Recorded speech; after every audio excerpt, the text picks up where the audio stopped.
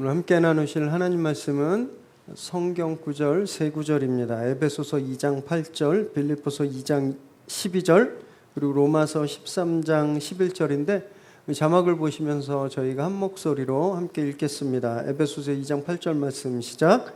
너희는 그 은혜에 의하여 믿음으로 말미암아 구원을 받았으니 이것은 너희에게서 난 것이 아니요 하나님의 선물이라. 빌립보서 2장 12절 시작. 그러므로 나의 사랑하는 자들아, 너희가 나 있을 때뿐 아니라 더욱 지금 나 없을 때에도 항상 복종하여 두렵고 떨림으로 너희 구원을 이루라. 로마서 13장 11절 시작. 또한 너희가 이 시기를 알거니와 자다가 깰 때가 벌써 되었으니 이는 이제 우리의 구원이 처음 믿을 때보다 가까웠음이라. 아멘. 오늘 저희들에게 주신 말씀입니다. 오늘 제가 복장이 학원 강사 복장이지 않나요? 그래서 오늘 제가 간단한 영문법 공부로 설교 말씀을 좀 시작하기 원하는데요. 영어의 시제가 크게 몇 개의 시제가 있죠? 크게 뭐 분사 이런 거 말고 3시제가 있습니다. 과거, 현재, 미래. 이거 말로만 설명드리면 막 복잡하시잖아요. 그래서 딱 갖고 왔습니다. 이거 족보입니다. 족보. 동사의 시제 변화. 자, 과거형은요, 규칙 동사는 뒤에 ed가 붙어요. play, played. 그런데 불규칙 동사가 있습니다. 이거 끝에 ed가 안 붙고 완전 다른 말로 변하는 거죠. 그래서 go가 went로 바뀌어요. 이거 딱 두 개예요. 과거형은. 현재 시제는 1인칭이나 2인칭 또는 복수에서는 원형이 쓰입니다. play, I play, you play, we play. 그러나 3인칭 단수, she, he는 s가 붙어요. 또는 es가 붙습니다. 단어에 따라서. 미래형은 이 동사와 주어 앞에 will, shall, be going to, am 이게 쓰여요. 그래서 I will, I shall, I am going to 이렇게 딱 세 가지 시제밖에 없어요. 여러분 못 믿으실까봐 이게 진짜일까? 제가 대한민국 최고의 영어 명강사 복쌤한테 제가 컨펌 받았습니다. 네. 믿으셔도 돼요. 이것만 기억하셔도 영어 절반은 먹고 들어가시는 거예요. 시제만 똑바로 잘 써도 대화가 대충 됩니다. 이 시제를 틀리면 문장 전체가 다 틀려요. 그리고 대화에도 큰 오해를 주는데, 예를 들어서 제가 누구를 만나서 이렇게 말하는 거예요.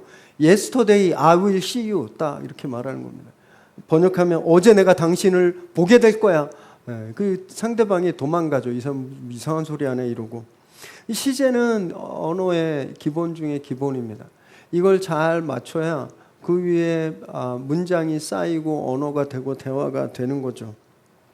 저희가 지금 그런 신앙의 기본 중에 기본을 12주 동안 이제 나누고 있는데, 이 영문법에서 이 시제가 틀리면 아무리 다른 걸 다 맞춰도 그냥 틀린 문제가 돼요. 꼭 시험에 나옵니다. 이것처럼 신앙의 기본도 틀리면 다 틀립니다. 다 무너져요. 특별히 오늘 저희가 구원에 대해서 함께 살펴볼 텐데, 이 구원이 영어 이거하고 똑같아요. 세 가지 시제가 있습니다. 구원에. 이거를 틀려버리면 구원이 다 무너집니다. 예를 들면 제가 구원이 뭡니까? 설명해 주세요. 그러면 아마 10명 중에 한 7, 8분은 죽어서 천당 가는 거예요. 이렇게 얘기해요. 3분의 1만 맞는 거예요.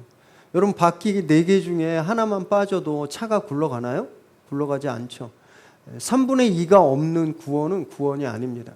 그래서 많은 이단들이 여기에서 잘못된 구원관을 이야기하고 그래서 신앙생활 잘하고 있는데 끌고 가는 거예요. 함께 말씀을 나누실 때 이 구원의 기본기 굉장히 중요합니다. 오늘 동영상은요 저장해 놓으시고 계속 외워지실 때까지 들으시기 바라요. 오늘 이 기본기를 저와 여러분이 좀 잘 다지는 그런 시간 되시기 바랍니다. 먼저 구원의 첫 번째 시제인 과거 시제를 함께 살펴보겠는데요. 에베소서 2장 8절 말씀을 한 번 더 읽겠습니다. 시작. 너희는 그 은혜에 의하여 믿음으로 말미암아 구원을 받았으니 이것은 너희에게서 난 것이 아니요 하나님의 선물이라. 바울이 에베소 교회에 편지를 보내면서 너희가 이미 구원을 받았다. received. 과거형입니다. 너희 이미 구원을 받았다는 거예요. 그럼 언제 구원이 이루어진 걸까요? 우리가 언제 이루어진 구원을 받은 걸까요? 그 시점이 언제일까요? 과거 언제쯤일까요? 바로 예수님께서 십자가에 달려서 죽으셨을 때. 지금으로부터 약 2000년 전입니다. 그 사건은요, 놀랍게도 저희 가문이 생기기도 전이에요. 제가 광산 김씨거든요. 나름대로 뼈대가 있는 가문인데 이 광산 김씨의 시조분이 김흥자 광자님이세요. 실존 인물입니다. 신라 시대 왕족이었는데 신라가 고려에 멸망하고 나서 이분이 광주로 내려가서 거기서 터를 잡고 그래서 광산 김씨가 시작됐어요. 그 연도가 약 주후 900년입니다. 900년. 예수님의 십자가 사건은 그거보다 900년 전에 일어났거든요. 이미 그때 구원의 사건이 일어난 거예요. 그러니까 저희 가문이 생기기도 한참 전에 이미 과거의 구원이 우리에게 주어진 겁니다. 우리가 태어나기도 전에 주어졌어요. 그래서 은혜라고 이야기하는 거예요. 제가 아무것도 안 했는데 2000년 전에 이미 예수님이 우리 죄를 사해 주신 거예요. 이미 우리를 구원해 주셨습니다. 은혜죠. 그냥 은혜예요. 그냥 주어진 겁니다. 그래서 믿음이 필요해요. 왜냐하면 그걸 제가 못 봤어요. 2000년 전 사건을 제가 보지 못했습니다. 검증할 수 없어요. 2000년 전에 예수님이 십자가에 달렸다는 걸 성경을 통해서만 나는 알아요. 어떻게 해야 돼요? 그 사실을 믿는 수밖에 없는 거죠. 믿는 수밖에. 그래서 믿음으로 구원을 얻는 거예요. 그래서 에베소서에서 은혜에 의하여 믿음으로 말미암아 구원을 받았다고 하는 겁니다. 2000년 전 과거에 일어난 그 구원 사건을 하나님의 은혜로 주어진 그 과거의 구원 사건을 우리가 믿어서 구원을 얻은 거다라고 말하고 있는 거죠. 그래서 우리한테서 나온 게 아니에요. 우리가 열심히 노력해서 얻은 게 아닙니다. 우리가 100일 기도를 하고 치성을 드리고 빌딩 몇 개 세워서 얻어진 것이 아니에요. 그것과 전혀 상관없이 그냥 하나님의 전적인 뜻으로 우리에게 주어진 선물 같은 겁니다. 그래서 선물이라고 말하고 있는 거예요. 선물은 받는 사람의 의지와는 아무 상관없습니다. 주는 사람 마음이에요. 내가 물론 요즘은 애들이 선물을 미리 지정해서 달라기도 하지만 선물은 원래 기본적으로 주는 사람 마음입니다. 나는 기대도 안 했는데 나에게 주어지는 것이 선물이죠. 과거의 구원은 그런 선물 같은 거다라고 말하고 있는 거예요. 자, 그러면 왜 예수님이 십자가에 죽으셔야 했을까요? 2000년 전에. 로마서 5장 8절을 우리가 함께 읽습니다. 시작. 우리가 아직 죄인 되었을 때에 그리스도께서 우리를 위하여 죽으심으로 하나님께서 우리에 대한 자기의 사랑을 확증하셨느니라. 우리 지난주에 살펴보았죠. 이 세상에 존재하는 그 누구도 죄에서 자유로울 수 없다. 원죄를 인정하지 않는 사람도 그냥 이 구조적인 시스테마틱 신, 이 구조적인 죄에서 자유로울 수 없다. 인간은 무조건 죄인이다라고 말씀을 드렸고 원죄에 대해서 살펴보았습니다. 그 죄 때문이에요. 아담이 대표 선수로 죄를 저질러서 우리에게 계속 유전돼 내려오는 그 죄, 우리 힘으로 해결할 수 없어요. 왜? 지난주에 우리 살펴봤죠. 죄 때문에 우리 마음이 가려져서 선한 것을 할 수도 없고 하나님을 찾을 수도 없는 거예요. 우리는 완전히 무능한 그런 죄 때문에 무능한 그런 인격체들입니다. 그럼 우리를 위해서 그 죄를 해결해 주기 위해서 주님이 대신 죽으셨어요. 그래서 죄값을 대신 치러주셨죠. 죄값이 뭐라고 말씀드렸죠? 죽음. 죄는 반드시 죽게 돼 있는데 그 죽음을 주님께서 대신 값을 치러주신 거예요. 이것을 속량이라고 합니다. 영어로 redemption이라고 하는데 언어적으로는 내가 이 노예가 너무 불쌍해요. 그래서 내 돈 주고 얘를 자유롭게 사서 자유롭게 풀어주는 거예요. 그게 속량. 우리가 죄의 노예로 영원히 죽을 수밖에 없었는데 예수님이 그런 우리를 불쌍히 여겨주셔서 당신의 목숨으로 값을 치르시고 우리를 구원해 주신 거죠. 그래서 주님이 과거 2000년 전에 십자가에 달리신 겁니다. 그럼 여기서 로마서 5장 8절에서 우리에 대한 자기의 사랑, 우리에 대한 당신의 사랑을 확증하셨다 그랬는데 이게 무슨 의미일까요? 예수님이 어떤 사랑을 우리에게 확증하셨을까요? 여기서 우리가 지난주에 다루지 않았던 선악과 이야기를 잠깐 짚고 넘어갈 필요가 있습니다. 많이 궁금하시죠? 왜 선악과를 만드셨냐, 하나님이. 동산 중앙엔 생명나무 열매와 선악과 나무 열매가 같이 있었습니다. 아담과 하와는 생명나무 열매를 먹고 영원히 죽지 않고 살 수 있었어요. 근데 나중에 쫓겨나서 이 생명나무 열매에 접근이 불가하니까 몸이 죽어가기 시작했다라고 말씀드렸잖아요. 선악과 만들지 말고 생명나무 하나만 딱 만들어 놓으셨으면 아담과 하와가 불순종할 이유가 없잖아요. 이런 문제, 우리가 지금 병 때문에 죽음 때문에 고통당할 이유도 없고 이 세상에 이렇게 난리 부르스를 칠 이유도 없는 겁니다. 선악과만 안 만드셨으면. 근데 왜 선악과를 만드셨나? 하나님이 우리를 인격적으로 존중하셨기 때문에 그렇습니다. 여러분, 우리는요 기계를 인격적으로 대하지 않습니다. 기계에게 요즘은 AI에게 많이 상담도 하신다는데 우린 자동차에 상담하지 않잖아요. 그리고 컴퓨터 프로그래밍에 상담하지 않아요. 그냥 버튼 누르고 프로그래밍대로 움직이기 때문에 우리는 기계를 인격적으로 대하지 않습니다. 우리가 누구를 인격적으로 대해요? 우리 자녀들.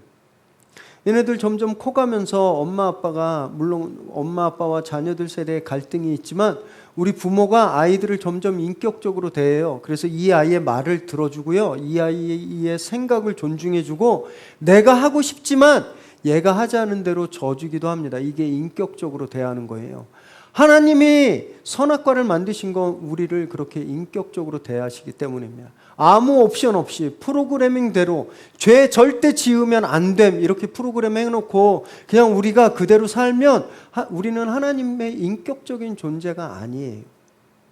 그리고 하나님이 우리를 당신의 형상을 닮아 만드셨잖아요. 우리 안에 그런 인격적인 하나님의 형상이 있습니다. 생각하는 능력, 사고하고 분석하고 대화하고 결정하고 선택할 수 있는 능력, 이것을 신학적인 용어로 너무 잘 알고 계신데 자유의지라고 하는 거예요. 하나님은 애초에 우리를 존중하셔서 우리를 하나님답게 만드셨어요. 우리에게 그런 자유의지가 있습니다.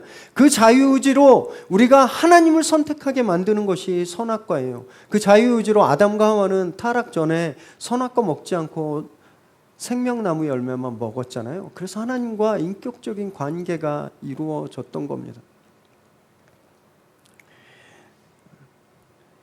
그러면 하나님이 그럼에도 불구하고 이 선악과 나무를 왜 만드셨는가? 하나님도 고민하셨을 것 같아요. 선악과를 에덴 동산을 만들면서 이제 그 생명나무와 생명나무 열매와 또 선악과 나무를 만드시면서 이거 만들어야 될까?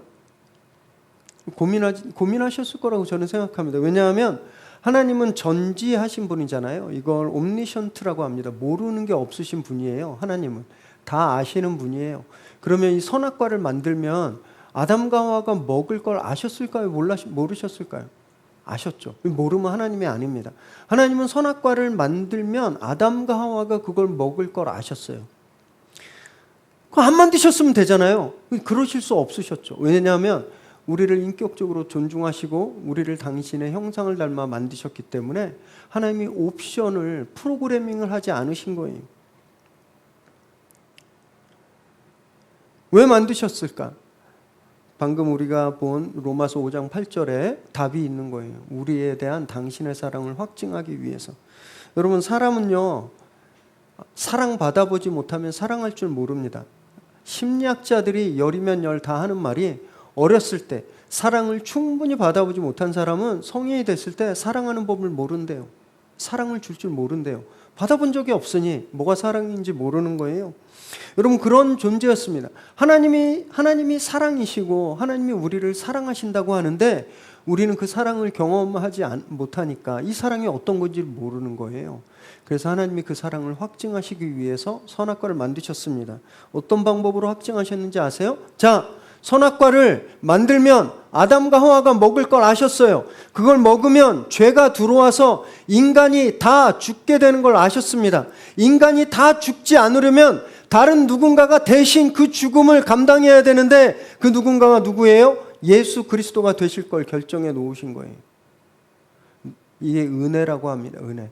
이미 선악과를 먹기 전에, 죄가 이 세상에 들어오기 전에, 심지어 선악과가 만들어지기 전에 하나님이 무엇을 준비해 놓으신 거예요? 구원을, 당신의 사랑을 준비해 놓으셨어요. 그리고 그 사랑을 십자가에서 확증하신 겁니다. 내가 너희를 이만큼 사랑한다. 내 목숨보다 더 사랑한다. 확증하신 거예요. 그것이 선악과가 우리에게 주고 있는 이야기입니다. 그래서 우리가 하나님의 사랑을 아는 거예요. 지금 그 하나님의 사랑을 생각할 때 눈시울이 붉어지고 가슴이 아리는 겁니다. 나를 위해 대신 죽으셨구나. 다시 에베소서 2장 8절로 돌아가 보겠습니다. 그래서 이 구원은 우리에게서 난 것이 아니에요. 우리가 여기서 뭐 한 일이 있습니까? 저와 여러분이 이 구원의 과정에 하나님 예수님이 십자가를 지시는 그 과정에 저와 여러분이 뭐 한 게 뭐가 있어요? 그냥 우리 책임만 있죠. 내 죄 때문에 돌아가신 거잖아요. 그래서 전적으로 하나님의 선물로 주어진 겁니다. 그래서 은혜라고 하는 거예요. 여러분 이 개념이 과거에 이미 일어난 구원의 과거형이라는 겁니다. 그럼 이제 현재형을 봐야 되는데 현재형을 잠깐 미루고 구원의 미래형부터 한번 보겠습니다. 로마서 13장 1절 말씀 함께 읽습니다. 시작. 또한 너희가 이 시기를 알거니와 자다가 깰 때가 벌써 되었으니 이는 이제 우리의 구원이 처음 믿을 때보다 가까웠음이라. 바울이 이상한 말씀을 하고 계세요. 구원이 우리가 처음 믿었을 때보다, 과거의 구원을 우리가 믿었을 때 그때보다 구원이 가까웠다라고 하는 겁니다. 와, 너무 헷갈리죠. 구원이 왜 가까이 와? 이미 과거에 이루어진 거 아닌가? 예수님이 부활하시고 40일을 제자들과 함께 계셨습니다.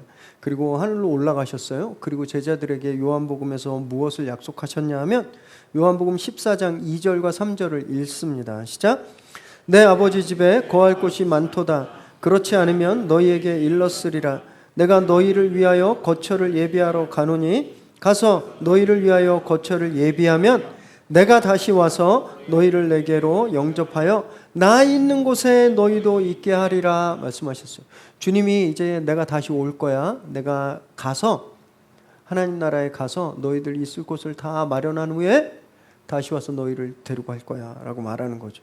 주님이 우리를 데리러 오실 그때, 지금 그때가 가까이 왔다고 하는 거예요. 바울이 그것을 구원이라고 말하는 겁니다. 구원이 우리에게 가까이 오고 있다라는 거예요. 너무나 당연한 말씀인데 굉장히 어렵게 쓰셨어요.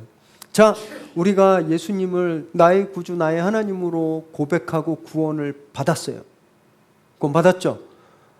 그 즉시 천국 가신 분 계세요? 아무도 안 가세요. 우리가 예수님을 믿었는데요, 예수님이 나에게 베푸신 구원을 믿었지만 우리 그 즉시 예수님 계신 곳으로 아무도 안 갔습니다. 우리 여전히 이곳에 살고 있어요. 언제까지? 예수님이 우리를 데리러 오실 때까지, 우리가 흔히 아는 우리가 천국에 갈 때까지 우린 여기서 사는 거예요. 그렇게 예수님이 우리를 데리러 오실 때 그때가 미래형 구원이고 그때 완성되는 겁니다. 구원이, 이 모든 구원의 프로세스가 그때 완성되는 거예요. 이것이 미래의 구원입니다. 그래서 이렇게 정리할 수 있어요. 구원은 이미 우리에게 주어졌습니다. 2000년 십자가상에서 주어졌고 우리가 그것을 믿음으로 우리께 되었어요. 이제 우린 구원을 받았어요. 이미 이루어졌죠. 그런데 아직 안 오신 거예요. 이미 구원은 이루어졌지만 아직 완성되지 않았습니다. 그래서 우리는 이미와 아직 사이를 살아가고 있는 거예요. 이게 진짜 애매합니다. 이 이미와 아직 사이에 우리가 살아가는 이 간격을 구원의 현재형이라고 그러는 거예요. 빌립보서 2장 12절 읽습니다. 시작. 그러므로 나의 사랑하는 자들아, 너희가 나 있을 때뿐 아니라 더욱 지금 나 없을 때에도 항상 복종하여 두렵고 떨림으로 너희 구원을 이루라. 바울이 로마 감옥에 수감되어 있을 때 빌립보 교회에 막 큰 난리가 났다는 걸 들었습니다. 거짓 교사들이 막 교회를 흐트러 놓고 서로 패해져서 싸우고, 그래서 바울이 빌립보 교회에 편지를 쓰는 거예요. 왜냐하면 그들이 얻은 구원을 잃어버릴까 봐. 그래서 바울이 여기서 말하는 겁니다. 내가 지금 너희 옆에 없지만 항상 두렵고 떨림으로, 그러니까 온 마음과 정성으로 구원을 이루어 가라라고 말했어요. 여기서 이루라는 말은 현재형입니다. 지금 구원을 이루라. 와, 복잡해요.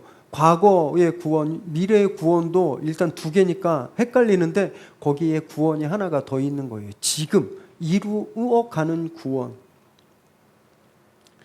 자, 이미 얻었지만 아직 오지 않았죠. 이 이미와 아직 사이를 우리는 살아가고 있는 거예요. 우리가 지금 이 순간이 그 사이입니다. 내일이 그 사이예요. 주님이 오실 때까지 우리는 이미와 아직 사이를 살아가고 있는데 그 시간들을 다른 마음 품지 말고 날마다 우리에게 계속 오는 그 구원을 매일매일 이루어가라라고 바울이 말하고 있는 거예요.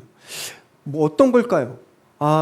오늘 주님, 내가 예수님을 내 구주, 내 하나님으로 믿습니다. 아멘. 그 내일 또 일어나서 주님, 내가 예수님이 내 구주 하나님 믿습니다. 아멘. 또 내일 모레 일어나서 주님, 내가 예수님 내 구주 하나님 믿습니다. 아멘. 이렇게 매일매일 신앙 고백하면서 구원을 매일 다시 받아야 된다는 말씀일까요?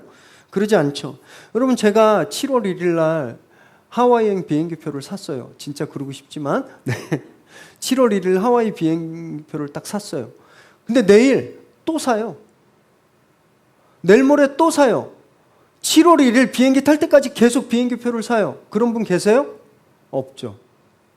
우리 뭐예요? 7월 1일 비행기표를 사면 우리는 그때까지 뭐 하나요? 여권 빠짐없이 챙겼는지, 여권에 이게 기간이 만료가 됐는지 안 됐는지, 하와이 가서 뭐 필요한 물건들 다 빠짐없이 챙겼는지, 비상야금 뭔지, 신분증, 그리고 탑승권, 이거 예약번호 까먹지 말아야 돼서 여기저기 다 옮겨 적고 그거 하잖아요. 지금 바울이 너희의 구원을 이루라라는 말이 그런 뜻이에요. 예수님 아직 오시지 않았고 너희는 이미 구원을 받았잖아. 그러니까 매일매일 그 구원을 잃어버리지 않기 위해서 매일 그날을 기다리면서 구원받은 사람처럼 살아가라, 이 말씀을 하고 있는 겁니다. 그게 지금 현재 구원의 현재형이라는 거예요. 그래서 여기 이루다라는 말이 원뜻은 어떤 의미가 있냐면요, 성취하다는 뜻이 있습니다. 큰 일을 성취해요. 그리고 또 캐내다라는 뜻이 있어요. 광산에서 이렇게 광물들을 캐내다라는 뜻이 있는 거예요. 그러니까 이런 겁니다. 제가 갑자기 어느 날 저도 모르는 먼 친척분한테 강원도 정선에 있는 금광을 상속받았어요. 그분이 후손이 없어서 계산하니까 제가 제일 가까운. 진짜 그럼 교회 세웁니다. 그럼 제가 금광을 딱 받았어요. 할렐루야, 얼마나 기뻐요. 소유 문서를, 땅 문서, 그 금광 문서를 딱 받았어요. 그리고 제가 아무것도 안 해요. 그러면 어떻게 될까요? 그 금광은 제 건데 저는 여전히 그냥 가난한 교회 목사로 살겠죠. 어떻게 해야 돼요? 제가 곡괭이를 가지고 가야죠.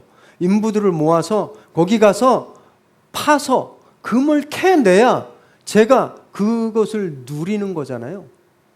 구원을 지금 현재에서 이루는 과정이 그거라는 거예요. 내가 과거에 일어난 사건을 믿고 예수님을 믿고 구원을 얻었어요.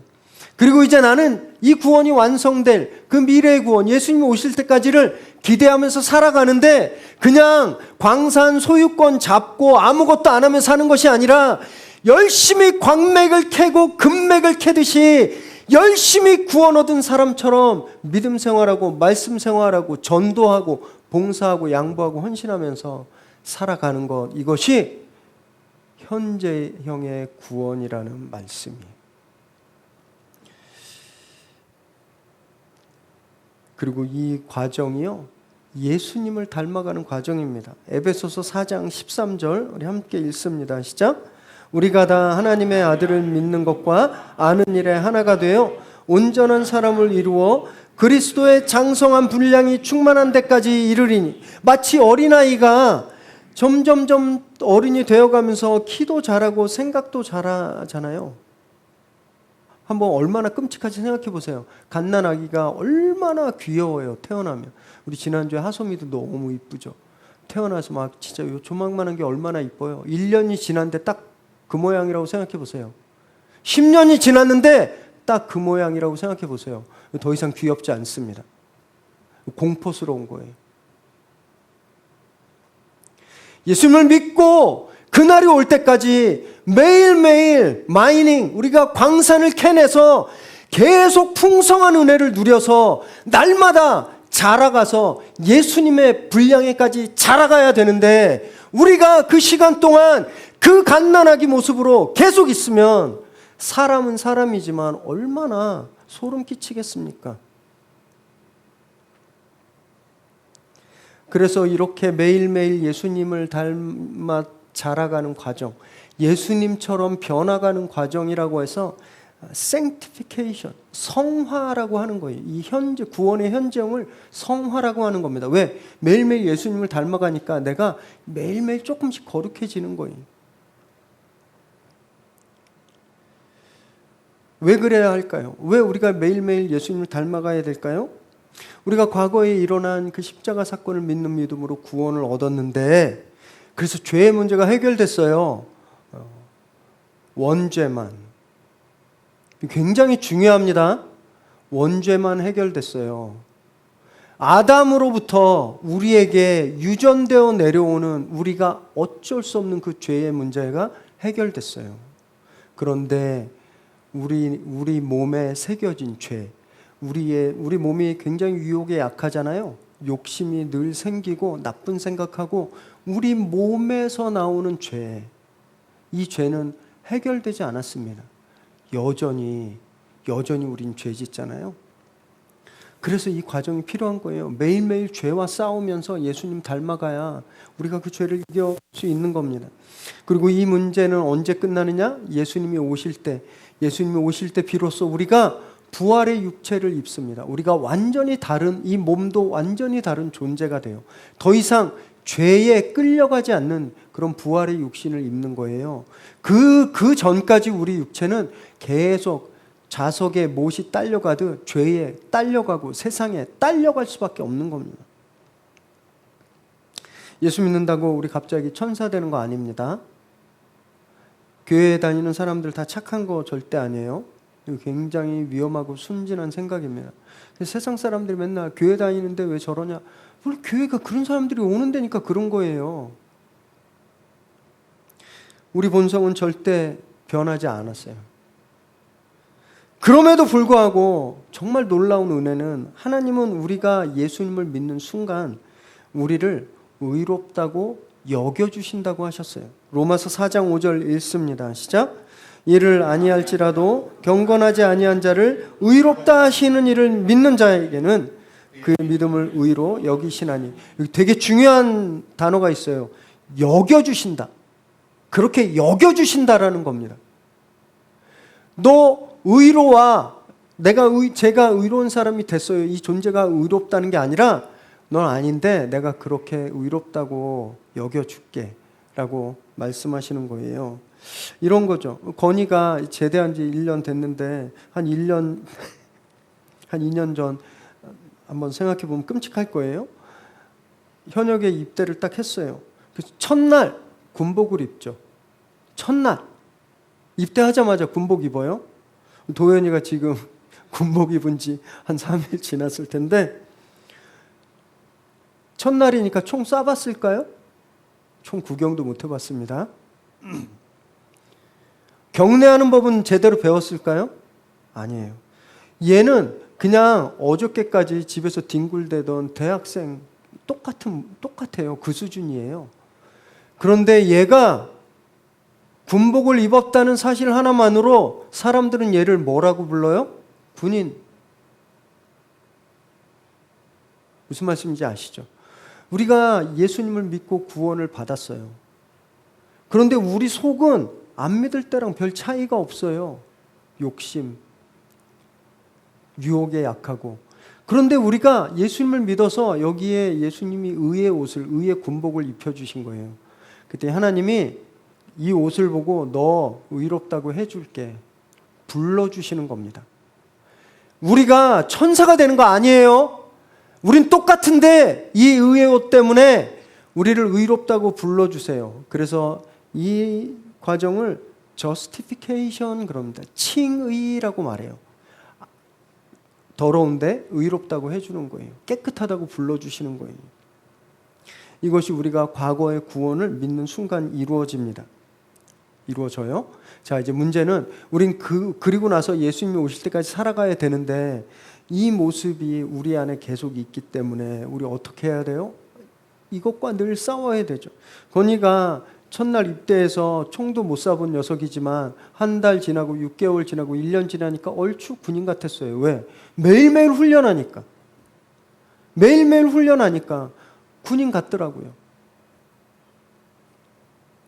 이것처럼 우리가 의의 옷을 입고 날마다 훈련과 연습을 통해서 이 옷에 맞는 모습으로 성장해 가야 되는 것, 예수님을 닮아 가야 되는 것, 이 성화의 과정, 이것이 바로 이 현재의 구원의 의미입니다.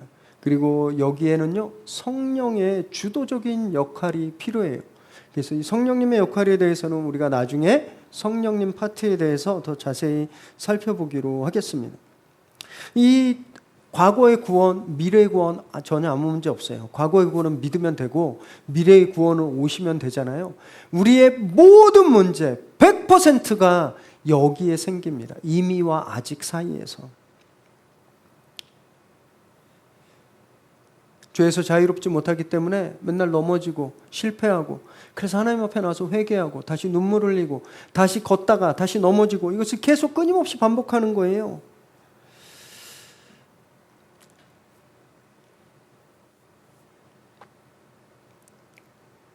구원파는 여기에서 이 문제를 잘못 풀었어요. 구원파는 뭐라 그러냐면 칭의의 순간, 내가 예수님 믿습니다 라고 말하는 그 과거에 일어난 구원을 믿는 그 순간, 그때 모든 죄가 사라진다. 모든 죄가. 성경적인 해석은 원죄가 해결된 거거든요. 근데 이 사람들은 모든 죄가 사라져요. 그래서 우리가 더 이상 죄를 안 짓는데요. 그래서 어떤 망언까지 하냐면, 그래서 하는 모든 행동이 죄가 아니에요. 그렇게까지 이야기하는 겁니다. 이거 굉장히 잘못된 문제풀이입니다. 아까 처음에도 말씀드렸듯이 우리가 구원받고 나서도 계속 죄를 짓잖아요. 이 죄를 자범죄라 그래요. 우리 스스로 짓는 죄. 원죄는 내 의지와 상관없이 나에게 물려진 죄. 이건 예수님의 십자가로 해결됐거든요. 그런데 이 몸 때문에, 이 연약함 때문에 내가 짓는 죄들이 있어요. 싸우고 욕심내고 유혹에 끌려가고. 우리 이 죄에서 자유로울 수 없습니다. 이 죄의 문제를 매일매일 주님 앞에 가지고 나와서 회개해야 되는 거예요.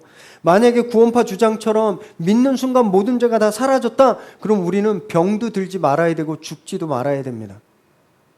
왜냐하면 인간의 병과 죽음은 죄 때문에 시작됐거든요. 그럼 그 죄의 문제가 해결되면 병도 죽음도 없어야 되잖아요. 근데 구원파 죽잖아요. 교주도 죽고. 논리적으로 안 맞는 거예요. 풀이가 잘못되니까 다 틀려버리는 거죠. 그래서 이 성화의 과정, 이미와 아직 사이를 걷는 이 성화의 과정은 끊임없는 전쟁의 과정입니다. 나와 싸우는 거예요. 내 죄와 싸우는. 절대 핑크빛, 절대 레드카펫 깔려있는 아닙니다. 그렇게 우리가 매일매일 우리가 얻은 구원을 가지고 이 구원이라는 광산에서 풍성한 그 은혜를 매일매일 캐다가 언제인지는 알 수 없지만 예수님이 딱 오셨을 때 우리의 몸과 영과 우리의 존재 자체가 완전히 새롭게 변하는 때, 구원이 완성되는 때 얼마나 영화롭겠어요. 그래서 그 순간을 영화라고 말합니다. 무비가 아니라 글로리피케이션, 영화. 우리가 완전히 영광스럽게 되는 거예요. 예수님이 부활하시고 복음서에서 보여주셨던 그 신비한 모습, 우리가 알 수 없는 그런 신비한 그런 모습으로 우리가 영화롭게 되는 겁니다. 이것이 구원의 과거와 현재와 미래인데요. 이 복잡한 과정을 표로 만들어 와봤습니다. 네, 딱 이 표예요. 시제, 과거, 현재, 미래. 신학적인 용어로 칭의, 과거에 있었던 것을 우리가 믿어서 믿는 순간 너 옳다 이렇게 해주는, 예수를 믿는 믿음으로 구원을 받고, 현재는 성화의 과정이에요. 날마다 이 구원받은 것을 잃어버리지 않으려고 구원에 합당한 삶을 살아가는, 광산을 열심히 캐면서 살아가는 그런 과정인 겁니다. 현재. 미래는 언제인지 모르지만 예수님이 우리를 다시 불러러 오셨을 때 내가 예수님처럼 변하는, 완전히 구원이 완성되는, 여러분 이것이 구원입니다. 그러니까 예수 믿으면 구원받고 천당 가요? 완전하지 않은 해석이에요. 그러면 이 과거와 현재의 의미가 아무것도 없어지는 거예요. 내 현재 아무렇게나 살아도 나 믿었으니까 천당 간다 이렇게 생각하는 겁니다. 또는 이 미래의 의미를 잃어버리면 그냥 착한 종교 집단이에요. 그냥 선행만 하는 종교 집단. 그래서 여러분 구원은요 우리에게 선물입니다. 그리고 구원은 우리 현재의 여정이고 또 구원은 미래의 약속인 거예요. 이 세 가지가 다 구원을 이루는 겁니다. 우리가 이것을 정확히 이해하고 있어야 신천지가 와도 구원파가 와도 흔들림 없는 거죠. 내 힘이 아닌 은혜로 우리가 구원받은 것을 날마다 고백하시기 바랍니다. 정말 우리가 상상할 수도 없는 은혜예요. 그리고 아직 완성되지 않았으니까 예수님의 재림을 다시 오심을 사모하면서 하루하루 구원받은 자답게 또 받은 은혜가 헛되지 않게 매일매일 최선을 다해서 믿음 생활하시기 바랍니다. 그렇게 구원받은 자로 매일매일 맥시멈 크리스찬, 미니멈이 아니라 겨우겨우가 아니라 진짜 우리의 최대치를 다하는 그런 맥시멈 크리스찬으로 구원을 이루어가는 저와 여러분 되시기 바랍니다. 그래서 우리 구원이 완성되는 그날 예수님 앞에 누구보다도 찬란한 모습으로 영화로운 모습으로 서는 저와 여러분 되시기를 주님의 이름으로 축원합니다. 기도하겠습니다.